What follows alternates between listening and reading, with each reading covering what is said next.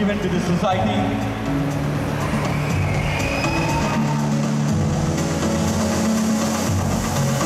Thank you so much for your presence, ma'am. Ma'am, on this occasion, yes, sir. What would you like to tell all the students about success and hard work? They are at a very adolescent stage of their lives. What is the message you would like to give them, ma'am? I'm still on the path of my success, so I can't say anything about success. I still need to achieve a lot.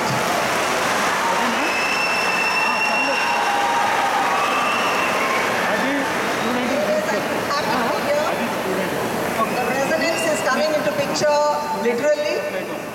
The hall, the auditorium is resonant with the vibes of success and the people who are on the way of success.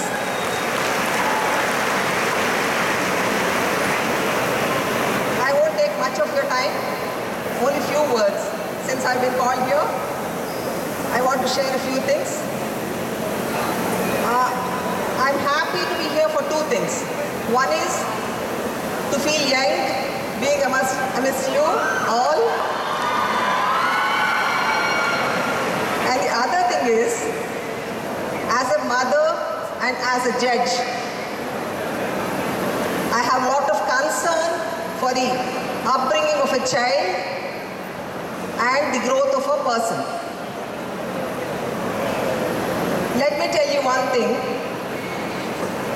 As a judge who worked in criminal courts, I used to come across several accused who used to stand right in front of me in the accused dock. Only one vision used to come to my mind. The vision of that particular person as a child. Just imagine any person as a child. He is as innocent and as pure as any child born in any family, in any house. The thing that used to boggle me was what transformed that innocent child into a criminal and brought before me. I don't have big suggestions and answers for this, but I would like to relate one of my life experiences here. Only two. Share it, whether it will be useful for you in your future life. I'm a non-believer basically, but to oblige my friend, I've been to one Swamiji once, with lot of reluctance though. But it revealed to me, the visit revealed to me, one great principle of life. We are supposed to take a meditation class. That Swami came into the class. He said, your class has started now. And he just walked away.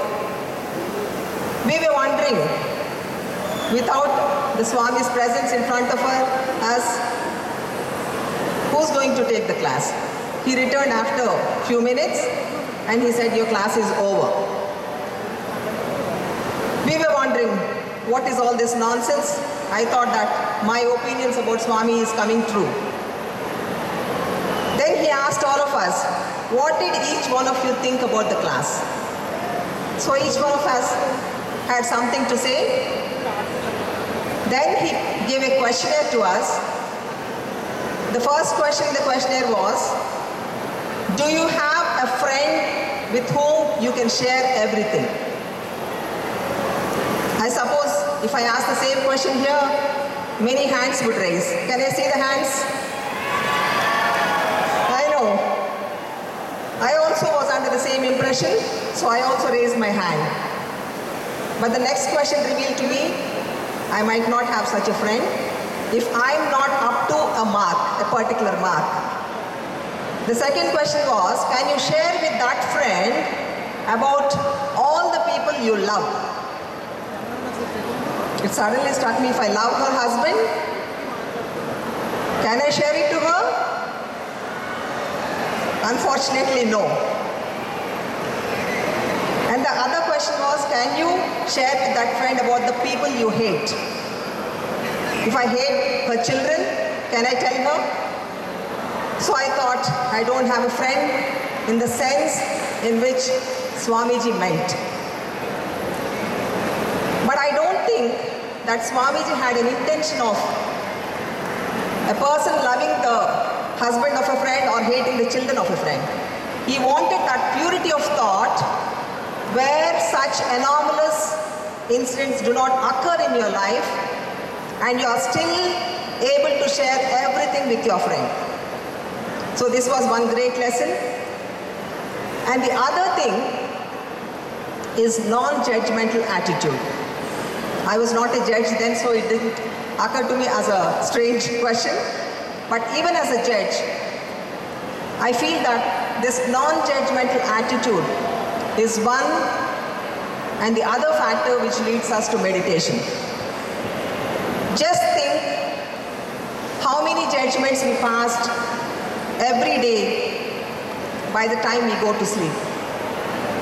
We wake up passing a judgment, don't you? I'm sure all the students here do make judgments. The first judgment against their mothers who wake them up early in the morning, saying that all mothers are like this. Don't you do that? Yeah. So you now see that the judgment of your mother has brought you to such level. Likewise, we make on so many judgments by the time we go to sleep.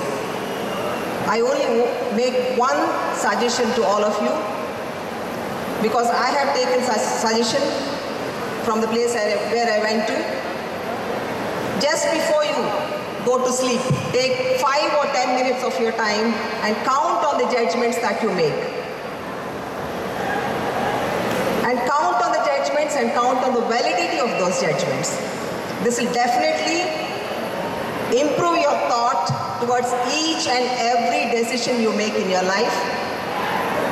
I'm happy to see that apart from vision and mission, the Resonance has one more aspect as their curriculum, that is values. Leadership